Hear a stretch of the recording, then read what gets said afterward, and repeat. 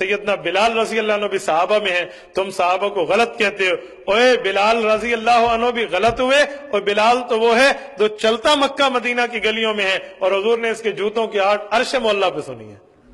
تو مجھے کہنے لگے دیکھ نبی کی سماعت کی تیزی دیکھ، سرعت سماعت دیکھ کہ یہاں چلتے ہیں سما وہاں ہو رہا ہے، تو مٹی کی بات کرتے ہے۔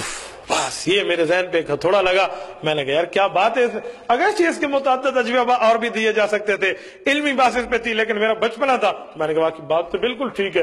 اس سے میں واپس پلٹا، پھر مولوی سعید کے پاس، جب دوسرے جلسے میں پہنچے، ہاں بھائی بتا، کسی نے جواب دیا، بھئی یہ ایک جواب سامنے ہے، اللہ اکبر۔ وہ شخص اس وقت سمم بکمن عمي ان کا مصداق تھا، اس کی زبان ہل نہیں رہی تھی، انہوں نے کہا یہ تو معجزہ ہے، اور اچانک میرے منہ سے نکلا کہ کیا معجزہ کفر ہے، یہ نہیں مانے۔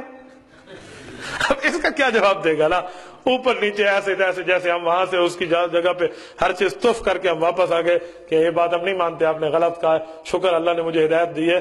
میں اپنے دل کا انقباض سمجھتا تھا، خدا کی قسم اس کے بعد ہمیں نماز میں مزہ آنے لگا، اور بیٹھنے اٹھنے میں بھی ایک کیفیت بدل گئی، پرانے حالات اور تھے، بعد والے حالات اور ہو گئے۔ پھر مدینہ سے سننے کا کیوں قائل ہے، پھر تو ترنول سے سننے کا قائل بننا چاہیے۔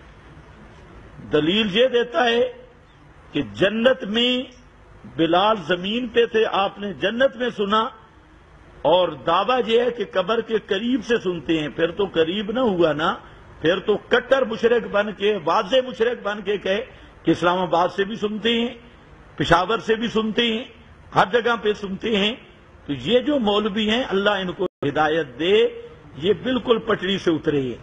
جو مسئلہ ہوتا ہے خرق عادت، اب خرق عادت میں بندے کا اختیار نہیں ہوتا، یہ اللہ تعالیٰ کا فعل ہے، وہاں بندہ مجبور ہے۔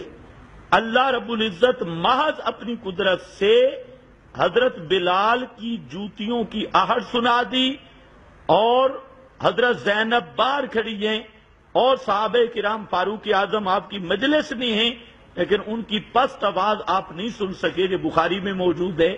تو قانون یہی ہے کہ کوئی بھی مافوق الاسباب نہیں سنتا۔ جہاں خرق عادت ہے، یہاں پر بعض بدھوؤں کو یہ بھی دھوکہ لگا ہے، وہ سمجھتے ہیں کہ خرق عادت میں مخلوق کا کسب ہے، اس لیے وہ کہتے ہیں جو مماتی کہتے ہیں خرق عادت شرک جائز ہے۔ یہ ان الوؤں کو پتہ ہی نہیں، خرق عادت اس لیے شرک نہیں کہ خرق عادت میں کاسب بھی اللہ ہے، خالق بھی اللہ ہے۔ تو اب اس کی مثال آپ سمجھیں، اللہ تعالیٰ نے جہان اسباب سے مرتبط کیا ہے، مرد بیوی کا جوڑا ملے تو اولاد ہوتی ہے، عادت یہی ہے۔ اور خرق عادت حضرت عیسیٰ کو بغیر باپ کے پیدا کر دیا۔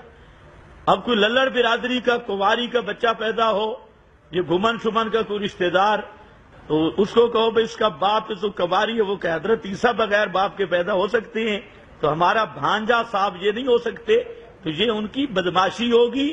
ہم کہیں گے خرق عادت قانون عام نہیں بنتا، قانون اور عادت ہے۔ ڈنڈے سے سانپ پیدا ہوتا، اپنا انڈے سے سانپ پیدا ہوتا ہے، حضرت موسیٰ کے ڈنڈے کو سانپ بنا دیا، ہر ایک کا ڈنڈا نہیں بنتا۔ اسی طرح قانون یہی ہے کہ نبی کریم صلی اللہ علیہ وسلم بھی انقطاع اسباب کے بعد نہیں سنتے، عادت یہی ہے۔